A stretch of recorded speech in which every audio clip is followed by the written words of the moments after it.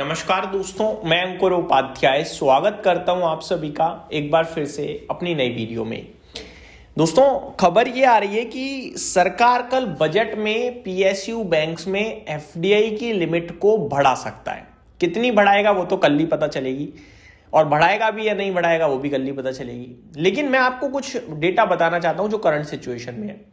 PSU banks में जो अभी लिमिट है वो है 20% की, और जो प्राइवेट क्षेत्र की बैंकों में लिमिट है वो है 49% की। और एक सिंगल एंटिटी हाईएस्ट जो ओन कर सकती है किसी बैंक को वो है 74% प्राइवेट में, और वो 74% तक अपना स्टेक ले जाने के लिए स्पेशल अप्रूवल्स की जरूरत पड़ती है आरबीआई जैसे रेगुलेशंस, आरबीआई जैसी संस्थाओं से। ठीक है जी, तो ये आपके लिए छोटी सी जानकारी हो गई। अब कितनी लिमिट एक्सीड करी जाएगी ये तो हमें बिल्कुल अंदाजा है नहीं।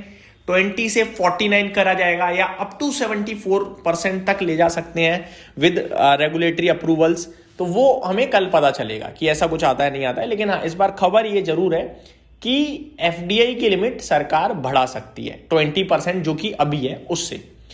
क्या फायदा होगा लिमिट बढ़ाने से, क्यों लिमिट बढ़ाई जाना पॉजिटिव माना जाता है, इसके बारे में समझते हैं। क्या फायदा होगा या क्यों पॉजिटिव माना जाता है, इन दोनों का आंसर ऑलमोस्ट सिमिलर है, तो मैं एक ही बारे में बताना चाहूंगा। दोस्तों, जब लिमिट बढ़ाई जाएगी इससे कॉन्फिडेंस बूस्ट होगा हम जैसे निवेशकों का, छोटे निवेशकों का। पहली बात, क्यों?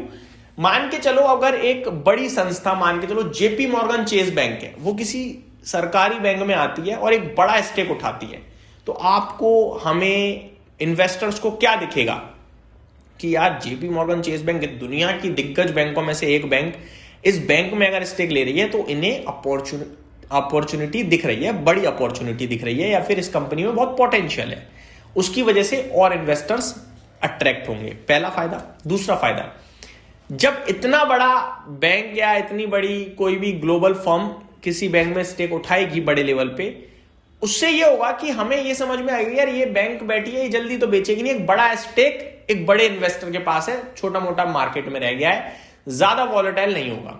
और तीसरी सबसे बड़ी बात, इंडिया छोड़ो ग्लोबल में आओ। ग्लोबल लेवल पे जब कोई इन्वेस्टर देखे यार इसमें तो जेपी मॉर्गन या एक्स कोई भी बड़ा बैंक इन्वेस्टेड है, वो भी इतने बड़े लेवल पे, तो फिर वो उसमें और अट्रैक्ट होगा, इन्वेस्ट करने के बारे में सोचेगा। ठीक है जी, ग्लोबल प्रेजेंस बढ़ जाता है एक तरीके से। अब जो जेपी मॉर्गन या कोई अदर बैंक है वो किसी में मेजॉरिटी स्टेक ले लेता है, तो वो एक कॉन्फिडेंट रखेगा अपने अंदर कि यार कॉन्फिडेंट है, मेरे को, मेरी ही बैंक है भाई, मेरे को ही चलानी है, मैं ही बोर्ड हूं, मेरे ही बोर्ड मेंबर इसमें है, तो वो अपने आप को उस कंपनी का मालिक बनकर एक तरीके से चलाने की सोचते हैं। ये फर्क आता है। तो एफडीआई लिमिट बढ़ने से एफडीआई अट्रैक्ट होते हैं, पहली बात, यानी एफआईज अट्रैक्ट हो जाएंगे, ऑब्वियस है। दूसरी बात, ग्लोबल प्रेजेंस बढ़ती है। और तीसरी बात, छोटे रिटेल इन्वेस्टर्स या एचएनआई इन्वेस्टर्स को भी दिखता है यार ये बड़े बड़े अगर इन्वेस्ट कर रहे हैं तो कुछ तो है। ठीक है, शॉर्ट में एग्जांपल श्रीराम फाइनेंस देख लो, जैसे ही मित्सुबिशी फाइनेंशियल ग्रुप निवेश की बात चली, आप देख लो 800 वाला सीधे 1100 हो गया।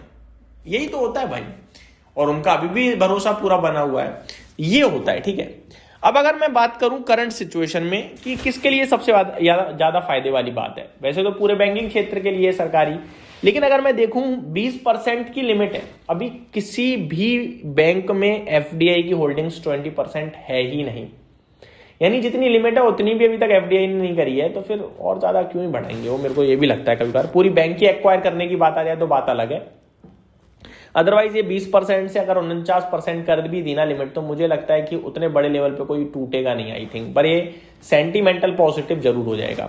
ये ऐसे समझ लो कि आपको कहा गया है कि आप 20 टॉफी खा सकते हो, लेकिन आपने 5 ही टॉफी खाई है। ठीक है, अब मैं कहूं कि 20 के आप 50 टॉफी खा सकते हो, तो क्या खाओगे आप? अब 20 तो खा नहीं रहे हो, तो क्या फायदा है ना। वैसा ही केस हो रहा है यहाँ पे। तो ये डेटा पॉजिटिव लगा मेरे को, बट उतना मजा नहीं आया मेरे को। अब मैं आपके साथ शेयर करना चाहता हूँ क्या है डिटेल्स। कैनरा बैंक में सबसे ज्यादा एफडीआई है, यानी एफआईआईज है, 10.55%। मार्च 2025 तक की बात चल रही है दोस्तों यहाँ पे। ठीक है, याद रखिएगा मार्च 2025 तक का डेटा है ये जो मेरे पास है, दिसंबर 2025 तक का नहीं है ये।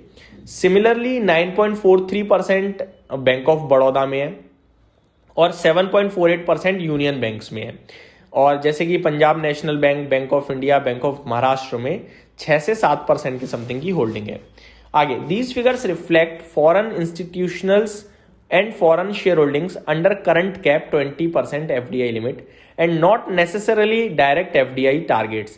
But in listed PSU banks, the foreign shareholding closely reflects foreign investors' interest with regulatory norms.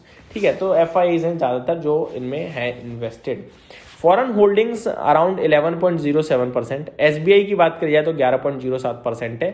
Total shares मार्च 2025 तक। तो SBI में भी अच्छा खासा स्टेक है, सबसे ज़्यादा आई थिंक SBI में ही है 11.07% का। तो ये पूरी डिटेल्स थी। उम्मीद करता हूँ आपको ये चीज़ें वीडियो पसंद आई होगी। Thank you so much for watching this video. Have a great day guys.